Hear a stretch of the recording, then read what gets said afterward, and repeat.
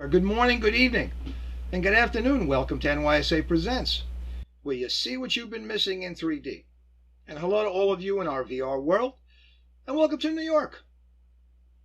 I'm your host, Johnny Laser, and I'll be taking you on today's journey. Jay Kuznets has us covered in VR, Dave Camo, Jim Harp, and Dave Heinzer have us covered everywhere else. Happy Sinterklaas! You Dutchmen knocked me out. Wooden shoes, dikes, New Amsterdam, the original New Yorkers. As if you don't count the Indians. And they didn't. What are you going to do? City's always been a tough place. And today, we are very lucky to have Job van der Groep, who will walk us through the images that he took during the filming of the first Dutch cinema movie in 3D, which Dave explained a little bit of how you can see it if you'd like. And NYSA member Jim Hart, who will walk us through taking 360 VR images with an InstaPro camera. And we'll have the final installment of my interview with Dr. Brian May. So let's begin, shall we? Now, NYSA member Jim Harp is coming to us from his home in New Jersey. When we had in-person meetings, Jim would always arrive with his VR equipment to share his excitement about the technology. Many of us experienced VR for the first time due to his effort. This week's stereo gallery is water, and if we didn't get to anything you sent in, we will. But Jim is going to do some interesting stuff with that. What I'm talking about today, I'm going to show some images I've taken with the Insta360 Pro and the Pro 2. And one of the things that it kind of compelled me to want to share this with everyone is that the Insta360 Pro, there's two models. The Pro came out in 2017, and they updated it with the Pro 2 about a year and a half later. The Pro 2 takes much higher quality video. It's more expensive, and the problem with video, 360-degree video, it's extremely bandwidth intensive. And this original camera, the Insta360 Pro, had an SD card. It's pretty much impossible to store video in real time at the bandwidth needed to make a good-looking 360-degree video. So the main point here is that this original one, the Insta360 Pro, takes very nice images. The videos are okay, they're a bit grungy, but because this newer one came out that takes higher quality video, Model 1 is quite cheap on the used market. I mean, compared to the original $4,000 price, I've seen them on eBay as low as $700-800. And it's a really interesting medium. Basically, it's a totally different experience of taking 3D pictures where you're taking everything. You're taking everything you see in every direction. We can go to the next slide. Jim, is there actually a camera in this picture? Oh, yes, there it goes. It was a trick photograph to see if anyone noticed. You threw me off, but yes, go ahead. This is what the camera outputs. As I said, it has 6 fisheye lenses. And so when you take either photos or videos, this is what you get is a folder that has 6, they happen to be sideways, but you get 6 fisheye images. And in the early days of, they call it VR video, but it's really not virtual reality. I'd like to call it immersive video because you're not able to move around or interact with it. It's a static, it's an image you can't interact with, but it is immersing you. You are seeing stuff in every direction. This used to be incredibly difficult to turn something like these fisheye images into a coherent stitched image. But that's one of Insta360's real innovations is they have software that comes with the camera that you basically just say, here, stitch this, and it does, and they come out pretty well. You can go to the next one. And so here's an example of what you're actually seeing here are 2 images side by side. One of the problems with a 360 imagery is that everything ends up being a selfie because there isn't really any camera to stand behind. It's going to be a selfie unless you find someplace to hide. So I finally sort of figured out what now seems pretty obvious, but my solution to this, if I don't have a convenient place to hide, is I take 2 images, one right after the other, and just basically kneel on either side of the camera. So what you're seeing here, these are 2 separate images mapped to a 360, we call it rectilinear, same thing as a globe turned into a square sheet of paper. And you're seeing me 180 degrees apart, basically on opposite sides of the camera. So I'm taking 2 pictures and we can go on.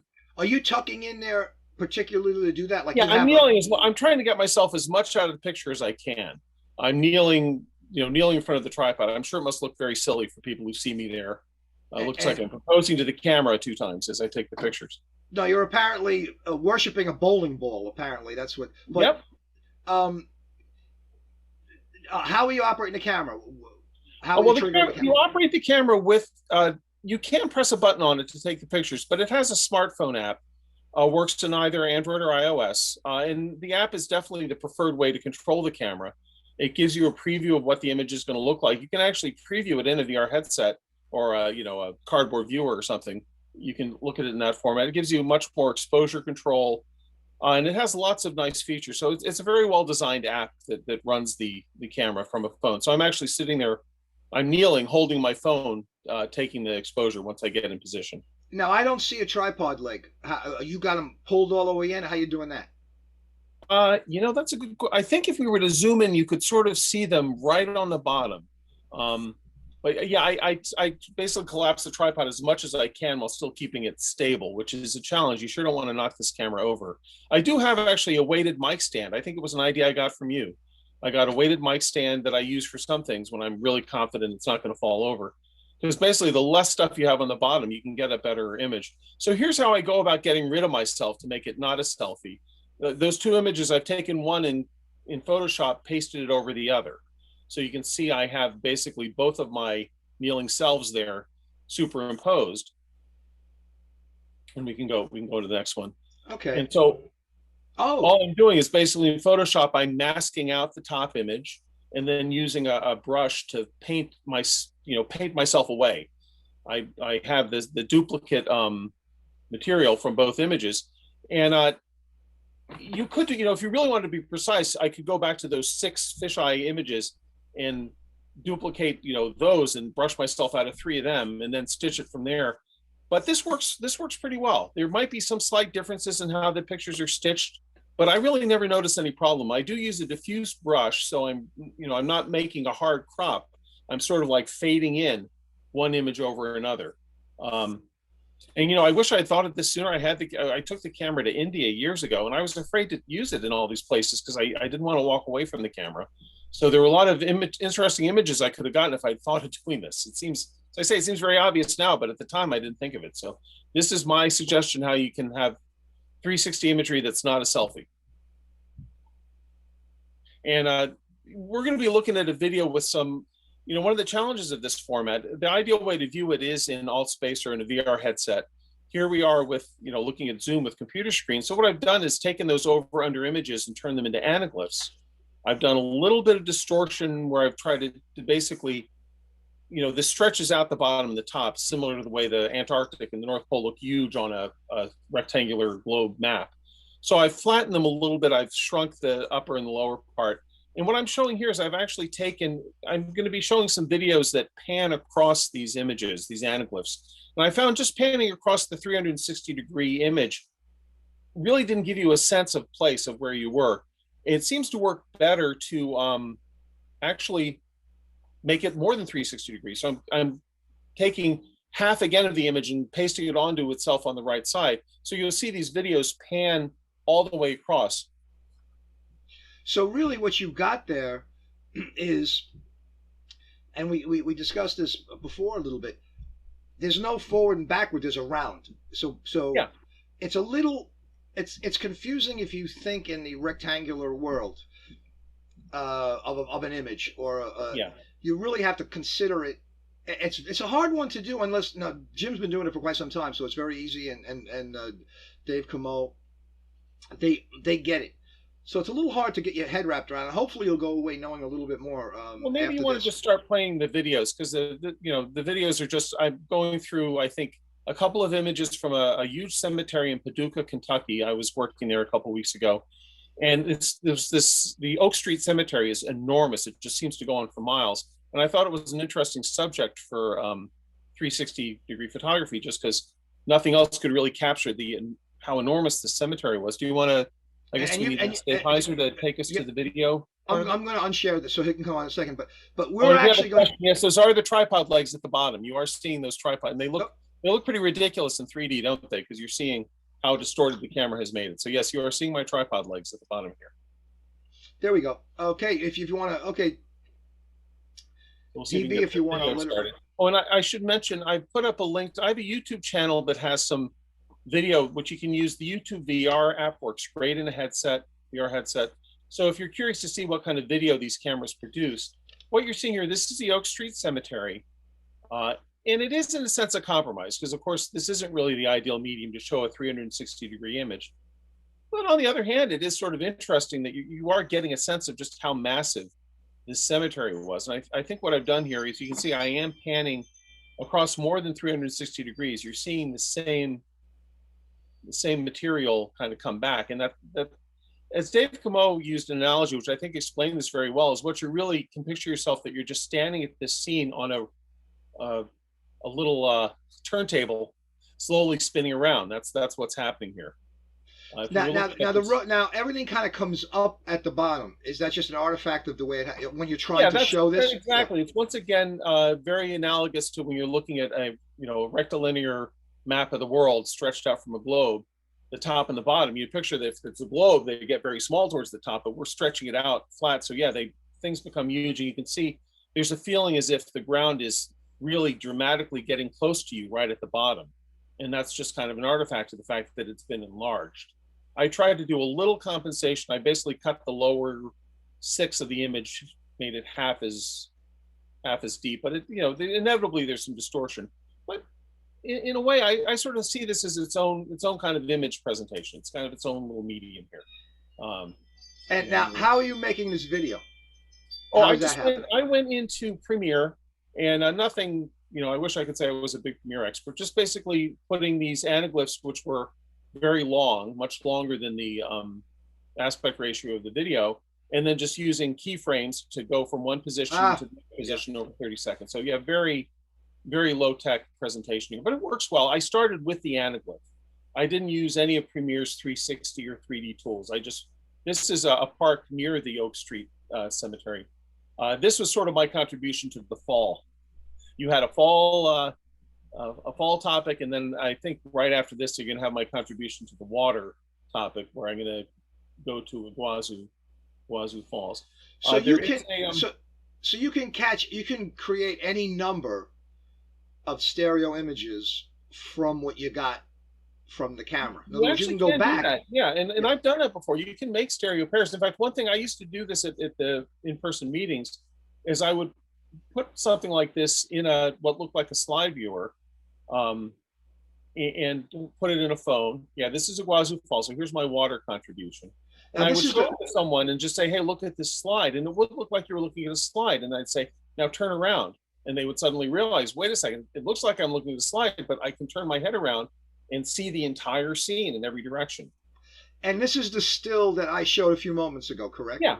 Yeah. And it is interesting. There's if anyone is in VR, Jay actually took the correct presentation of these in the 360-degree sphere, so you can actually see what the image really looks like. As you can see, this fence has been greatly distorted just by the fact that we're stretching a 360-degree sphere into a rectangular image.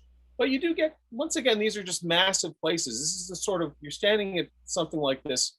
I think Iguazu Falls is one of the biggest waterfalls in the world. This is in Brazil. And how do you capture how massive this is if you're just with a stereo camera? You can get what's in front of you, but can you really capture just how huge the scene is? And so that's sort of why I like both of these subjects I put up here. And where is this place? Where is this? This is Iguazu Falls. It's basically right where Brazil, Uruguay, and Argentina meet. It's falls, waterfalls forever. It's so big. You can also do VR 180 with these. You basically just cut the image in half and you have a VR 180 image, or they actually will let you stitch a video into a VR 180 format. So, quite powerful. Question in the chat about how you're getting left to right. Is it each of the lenses, or is it stitching? Well, the nice thing about this camera is it does all that for you. You basically just drag the folder of the 6 fisheyes in and say, here, make this stereo. But what I've sort of figured out over the years is that it basically it has these 6 lenses, and it essentially just takes 3 stereo pairs from 3. It seems to me that it stitches the 3 lenses are the left and the other 3 lenses are the right. They've done some really clever, really clever programming, the guys at Insta360. And I should also mention, there are a couple of other companies doing this as well. KuCam has, I think, some really cool 360 stuff. But this, back in 2016, 2015, people were doing this, but it was an enormous challenge to stitch an image. You would get people had these rigs with 16 GoPro cameras, and they'd have to send it to Google and have it stitched in the cloud for a week. There's been enormous progress that has been made in recent years to making this where you really don't have to, you can buy one of these cameras, get their stitching software, and it's no big deal. It takes a while, you just drag all the folders in, tell it, here, make pictures out of these and walk away. And yeah, the left and right, that's all done automatically, but it does seem to me, from what I've just been able to tell, experimenting with the camera, it seems to be every other lens for the most part. Jim, you did it again. You shared such wonderful stuff and left everybody a little smarter. Thank you, man. Hey, everybody. Yeah, thanks very much for the opportunity. Thanks everyone for listening. And yeah, do feel free to pop in with. Also, I'm always curious to hear if anyone else is trying to display this stuff, because any solutions? How can we take something like this and show it in this medium? Of course, the ideal place is on a VR headset, but it is interesting imagery. So I'm curious, what. Yeah, you did a great job of figuring out of showing us that in an impossible format connection, because it's really difficult to do that. I would rather be in a room with everyone passing around a VR headset if you want to. I would prefer that. All right, thank you again. Now, Job is coming to us from the Netherlands. The images were taken on the set of Nova Zembla, the first Dutch film in 3D. Job took a chance and reached out to the film's production company. And as you recall last week, Dennis Kitchen mentioned, you just got to get up off basically he said, and I'll paraphrase it because that's something I'm good at. You got to get up off the couch and you just try. You reach out to people and things like that can happen. And, and that's what he did. He reached out and they warmed to the idea of having a 3D still photographer around. Now, these images were recorded in the summer of 2011. The movie is based on a true story about an ill-fated journey to find a northern passage to the Indies, and instead they became trapped on an island. So I'm going to walk you through these. Job is extremely talented stereographer. He does wonderful anaglyphs. Really a credit to the whole format. But he feels he has one problem. He doesn't speak English well enough. I know one word. I know one word in Dutch, which is, are you ready? Here it comes. Coffee. I know it in French, too. I know it in French. I speak two languages. Café. But that's it. This gentleman knows languages. And, but again, he's dealing with a New Yorker or a New Amsterdamer. Let's put it that way. And I talk way too fast. So what I'm going to do is about a week ago, or a couple of weeks ago, we went through all these images, and I'm going to explain things to you. And then I'll draw him in for some questions for Q&A. You know a second word, Sinterklaas. Oh, that's right. You see? That's my theory, pal. Always hang around with smarter people. If you're smarter than everybody, go find a smarter crowd because you wasted your time. Always good to stay around smarter people than you. Thank you very much. But yeah, Sinterklaas. That's great. I'll move on to this. Oh, you know what I need to know from you? Because before we go in, this will be a good piece of information. What cameras were you using? The Fuji W3 and a connected Panasonic Finepix TZ10 by Co van Ekeren. We're going to slowly step our way through these. And great work, by the way. Yeah. This is the beastly camera, and I think a few weeks ago you saw from Samuel Tressel what these things look like. Shooting 3D is so complicated. But that's one of the cameras from the set, and you're going to see where they move along into a church, which is going to be pretty obvious when you see the next guy. That's a church-looking guy, isn't it? Yeah, it looks definitely like he's churching. At least I think he is. He was a priest, right? He was a priest in the movie. Yep. Yeah, he made very much. This actor made very many movies. Aha. He's a Belgian actor, and he's the father of the Duitse Kroes, the other actor. Wow. Well, I like you Dutch. He plays the father. He plays the father. You keep it all in the family. I like that. Oh. Now, here is the stereographer, and he has a device in his hand which changes convergence. And the guy on the left is doing what you do on a set. He's eating a donut. But very, very interesting little gadget he's got there. And in a few moments, you're going to get a better chance to see what that is. And these are some of the actresses. Again, beautiful anaglyph. Yeah. That's a really great shot. I like how the second girl from the left is kind of popped out and pushing the one from the third. And yeah, you know how to shoot. There's no doubt about that. And the lady, yeah, yes. she, you can go ahead if you'd like to chime in. I was just trying to help, but that's the model, right? What was her name?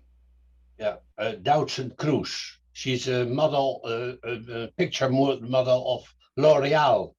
That is well for the skin. Yes, and she has the attributes which work out very well in 3D. And the guy on the right is a financier of the movie, but he plays a back role, a back actor. There was no denying him that role. He was back roll and he got his shot. Yeah, good. Yeah, I like it. Yeah. As often occurs. And this is another shot of the stereo rig, but it's very unique. And if people don't understand this, the guy to the right is a Steadicam operator. And a Steadicam is really a unique position to be in the film industry. Yeah. It's a specific job, and I was very impressive because there are two cameras behind and under with a half mirror. Right, and that's going to be a very weighty little rig he's got there. Yeah. And he's able to move that thing around. It's really very complicated. See, there's like got a belt on him and everything. And the camera's actually on what they call it's a Steadicam mount. So he grabs that. There's a little arm that comes up. This way he can move around. He could run. He can do everything, and it doesn't shake the camera. But those guys are generally pretty short, and you wouldn't want to get punched by them because those guys are usually very fit. Matter of fact, I've never seen an unfit Steadicam operator. Oh, we're back to our friend with the gadget. This is the cinematographer again, and you see the monitor to his left. He's got glasses hanging, and they're polarized glasses. So he's doing adjustments and at the same time able to look at what those adjustments result in terms of stereo. Because when you're shooting a movie, it's very complicated to shift convergence. And sometimes it becomes very important to do that. So it's a.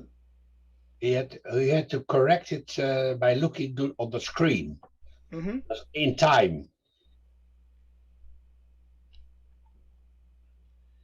And here's another shot from the set. And often movies are done this way. Of course, everything you see is out of frame when you're watching the movie, but this is what it looks. It's a great image.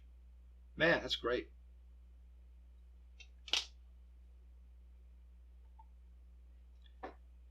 And this is more of the crew, right?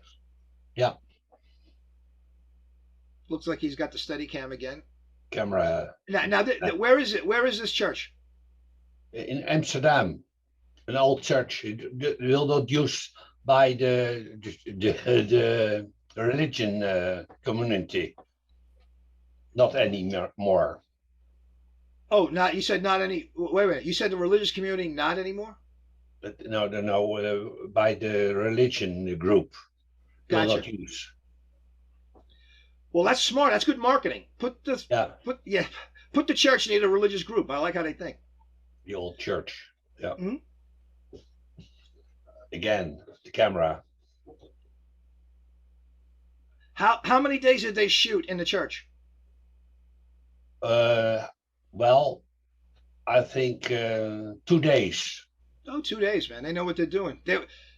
You know why? Because that actor who's the producer's paying those days. He's paying for that. He said, we're going to do this in 2 days. And if people aren't familiar with green screen, I think by now, Yeah. people, if you use Zoom, you're familiar with it. I didn't use these pictures in the film, in the movie. Yeah, this might have been what they call the shot for lobby art, right? Yeah. That's not unusual. This way you could put something in behind them. What did the photographers on set think of your rig? Like this guy right here. No, normal 2D. Yeah. Were they? Did they ask you many questions about your camera? Yes, of course. Yeah.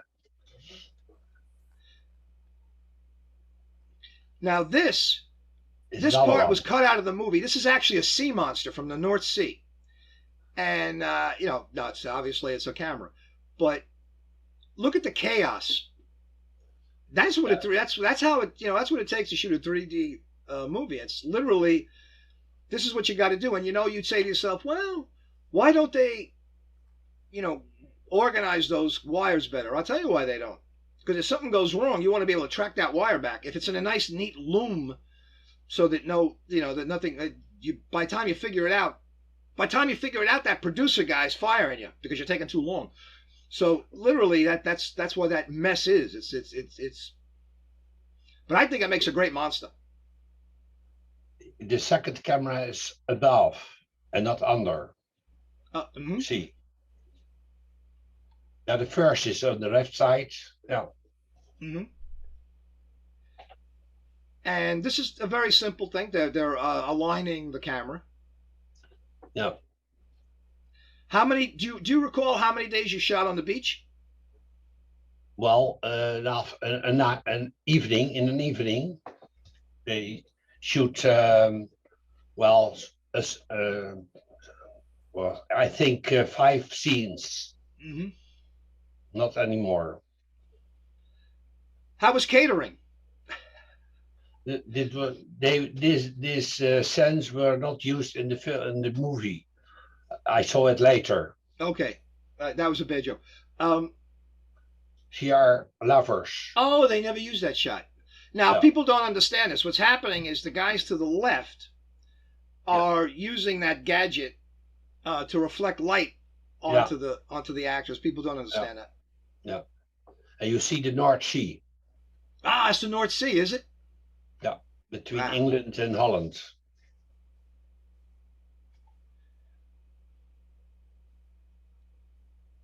And it should be their child in the film, in the movie. Joe, were you able to, other than the girls we saw before, were you able to stop them to get an image? Was no. Gotcha. No. Only the premiere. They will want to pose for me. Now this is a hell of a thing. Yeah. That's a camera crane, and there's a guy back there running it.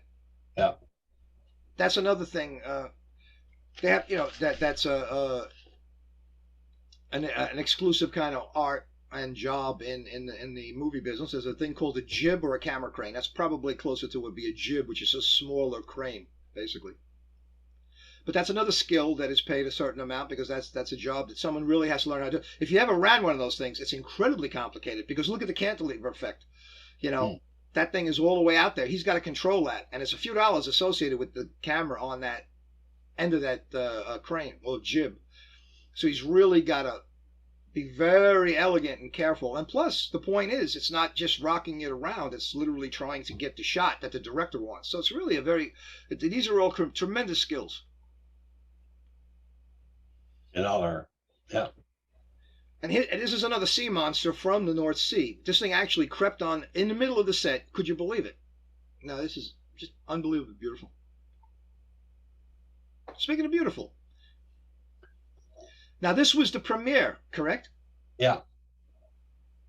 I was invited with my wife and the Queen, the Prince, and his wife, Maxima. And all the photographers from the press were behind a line, and I had my camera in my pocket and I was walking around and could made some pictures, as you see. Yes, that's right. You showed those 2D guys who's boss, which is great. They were on the beach that too. And this is again the actress, news commentator. The right side, and left on the TV reporter, and her real husband in the middle. Did he have anything to do with the film? Sorry? I'm sorry. Did he have anything to do with the film? No. Yeah. He was only there. Only his wife. The movie, yes, because Yep. Now apparently this guy on the right snuck in and got this picture. No. Yeah, the director, and that's me on the right side. You're a handsome guy in 3D. Yeah. All right. My wife take this picture. Now, this is the ultimate side by side. You're going to be chopped in half, and you'll be stuck back together. That's photoshopped. Yes, and what is the significance of this picture? Tell us what you do. It is photoshopped with 3 times because I'm triple myself. And you are you're a magician. Illusionist. Illusionist. Yes, that's my other hobby. We gotta figure out how to work something with you, because I just love that idea. What kind of illusions do you do other than 3D and sawing yourself in half?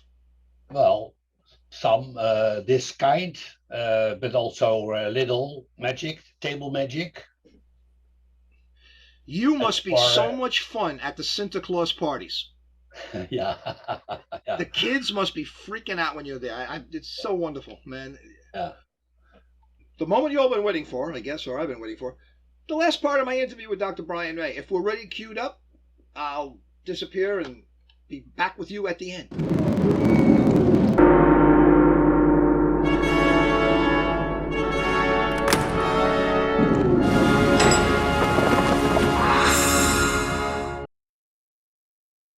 Yeah, these days, I'm all over the place. I do all these shows now. Matter of fact, I'm doing a Rolling Loud with all the hip hoppers. I was just at the City Field last night till 3 in the morning because they were setting lasers up.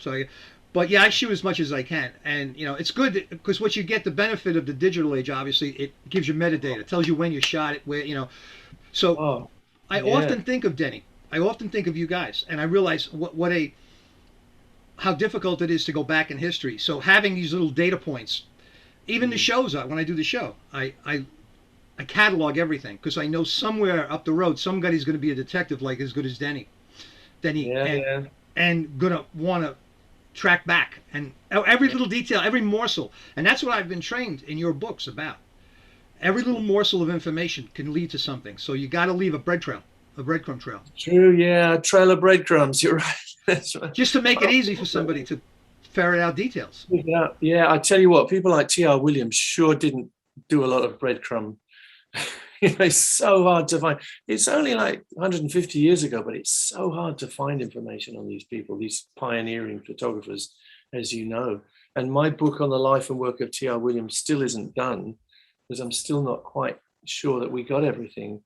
We published with Elena, I published the T.R. Williams Scenes in Our Village, which is a large part of his body of work. But all the rest of it is all written up and ready to go. I just don't think it's quite complete yet because we can't find out some of the stuff. He covered his tracks. That's the most important thing to learn from your books. And one of the most important things to learn is leave trail, because what may be meaningless to you at the moment is it could be a world changer for 100 years from now or 50 years from now for the next person that goes, wow, this is where it happened. This is that bifurcation point. As a creator, but also as a collector, I learned that too late, really. All the things that I picked up all over the world, I put in the collection. It's nicely catalogued, but a lot of it, I don't know where I found it now. And only a few years ago, I realized you've got to keep that information. At some point, it's going to be useful. So these days, if we acquire anything, it's always labeled in some way so that we know where it came from, who it came from, if it's got any history, it's attached. Because, like you say, someday that's going to be useful information. You want to know, where was this sold? How did that happen? It's just amazing how that can be. Amazing how your own life can be wrapped up in that. You don't even think about what you casually do every day. It becomes significant. Quick question on stereo. Now, did you mount your own slides? Oh, yeah. Oh, yeah. Incessantly. Wow.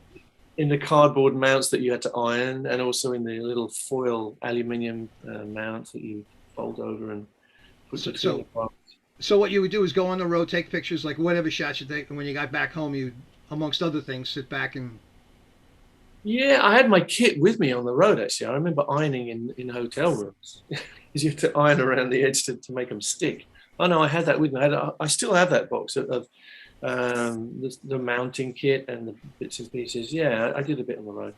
I don't know how I found time now, looking back, but in those days, I never slept, I suppose. These days, I'd be... Question, this keeps coming up in the book, philosophical instrument, and it's a funny term I've never heard. It almost sounds like a setup for a Monty Python bit. Is that I'm trying to figure out what that term actually meant. A philosophical instrument maker. Oh, I got you on that one. Good, because it's it is so funny. It's such a funny term, and it comes up constantly in the book. Philosophical instrument maker. Yeah, we've talked about it. Yeah, it's it's a Denism, I would say. Okay. Did you talk to him about it? No, I'm going to now. Look, I got you on one. Good. You need to ask him about it. Yeah, I mean, I messed a lot with Denis, and sometimes I think I'm doing too much. But I have this role as an editor, and I take it very seriously because this is the channel, and we have to connect. And Denis is what a wonderful person for me to find, because Denis is able to do all the things that I wish I was able to do. I wish I had the time to do. I wish I had the skills to do. So Denis finished off a lot of the jobs which I started and wasn't able to finish. But I come back in and I like to take an overview. And as sort of editor and publisher, I like to make sure that everything's buttoned up in a way that people will be able to really absorb it easily without any obstruction. So I get very iffy about sentences being too long and things being in the wrong order, or just little quirks of English, which you can only do if you're obsessed like I am. But the terminology evolves as you go along, I think, or something like that. Are good, and we have a kind of encyclopedia of terms. This is Robin, my publishing guru. Robin has a whole book of stuff which decides whether you use a comma or a semicolon in certain situations, whether you use capitals, whether you use invert, all that sort of stuff, and whether we allow split infinitives or not. It gets quite technical, but what it's about is intelligibility and friendliness in the presentation. So it's a very small team that we have, but it's very powerful. I'm so proud of my little team. I have a fantastic guy, Jamie, who does the designs of the book. Again, it's very interactive. We all sit in the same room and go, no, this picture should go here because it's talking about this. But he's the guy who's sitting there actually doing it, putting it and making it making it have a flow, making it beautiful. There has to be beauty. You put a book out about, right. Yeah, we've had this conversation, I think. You put a book out about the beauty of stereo photography in the 1850s. It has to have that beauty. It has to communicate. People have to open the book and go, wow. They put their viewer to their eye and they go, whoa, and that's what the Victorians loved. That's why it was so wonderfully pervasive in Victorian society. And we have to communicate that. Every book that we put out has to have that magic. So far, so good. I mean, I'm just completely impressed with everything you do. And yes, we're all lucky that you found Denny. And I know that feeling because I have a crew here too. Right. That I'm the front of that, but you know what it works like. If it wasn't for those guys, it wouldn't happen. And I'm so thrilled with having them participating in this and being so loyal to me. I'm sorry I said that because they're all looking for a raise now. Anyway. What a nice guy, right? What a really wonderful individual, and we're blessed to have someone like that behind the whole 3D movement. And then digging up the history and doing something that who else did it except collectors on the side, and you know. So now it's all sudden out in the public, which brings me back to the, you know, support London Stereoscopic. Buy something nice, you know. It's not a bad idea. So it's always a good idea to support 3D people. You hear me say it all the time. I know it gets boring after a while. But anyway, I'm going to disappear. I want to thank our guests for today, which were wonderful. We had Jim HARP, who was also at the same time hitting buttons and switching stuff, and oh, wonderful, Job de Groep, Van de Groep. Wonderful. It's just a name I can't pronounce. Coffee. No. And he, you know, he introduced me to Sinterklaas. I know 2 things now. That makes the total of 4 things I know. And Jay Kuznets, and David Heiser, and Dave Camon. It's a very important time to say thank you to people. I'm going to run into VR, and I will say this to you. Look. Share your kindness. Count your blessings. Great world out there, and it needs to be shot in 3D. You do it. See you after the after party. Right now I'm going to go take an aspirin. Johnny Blaze is out. See you guys.